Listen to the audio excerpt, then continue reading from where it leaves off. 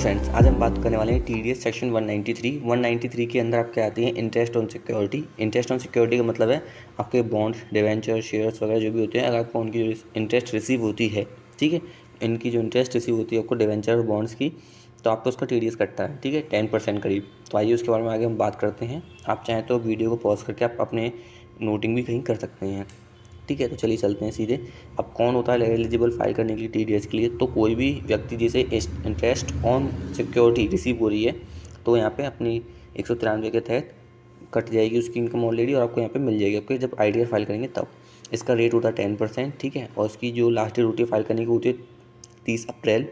और exemption limit जो होती है वो 5,000 दे रखी है सम केसेस में, और 10,000 दे रखी है जब आपके 8% सेविंग बॉन्ड दे रखे हो, तो ज़्यादातर 10% करता है, और एग्जेम्पशन रेट 10,000 ही दे रखी है मेनली कॉज पे जो है, ठीक है। इनके कुछ पार्ट्स हैं जहाँ पे ये टीडीएस इनका ये अलाउ नहीं करता है, यहाँ पे इन पे नहीं करता है टीडीएस। जैसे नेशनल डिफेंस बॉन्ड है उन पे, नेशनल डिफेंस लोन्स हैं उनकी जो इंटरेस्ट होती है उस पर, नेशनल डिफेंस लोन है कि कोई इंटरेस्ट है तो वो उस पर भी नहीं कटेगा, ठीक है। तो इसमें ये 3-4 पॉइंट दे रखे हैं। जनरल इंश्योरेंस बिजनेस एक्ट है उसका भी नहीं, यहाँ पे कोई भी इंटरेस्ट पर टीडीएस नहीं कटेगा, ठीक है। यहाँ पे इसमें दे रखा है इनके साफ साफ लिखा हुआ है।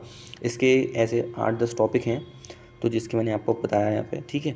अगर आपका सिक्योरिटी कॉन्ट्रैक्ट एक्ट है तो उसमें भी नहीं कटेगा। 7 ईयर नेशनल सेविंग सर्टिफिकेट है उसकी इंटरेस्ट है तो उस पर भी नहीं कटेगा। एंड बेसिकली 5,000 दे रखा है कॉर्पोरेट डिपॉजिट बॉन्ड वाले में, उसमें भी नहीं। और साथ ही साथ आपकी जो इंटरेस्ट है वो तब कटेगी जब 10,000 से ऊपर होगी किसी ईयर में, ठीक है।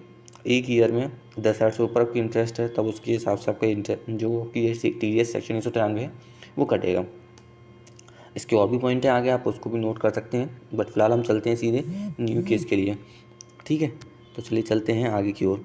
आप चाहें तो 15G या 15H का फॉर्म भी भर सकते हैं इनको एलिजिबल कराने के लिए, मतलब अपना टीडीएस ना कटवाने के लिए 194 में आप 15G या 15H का फॉर्म भी भर सकते हैं, ठीक है।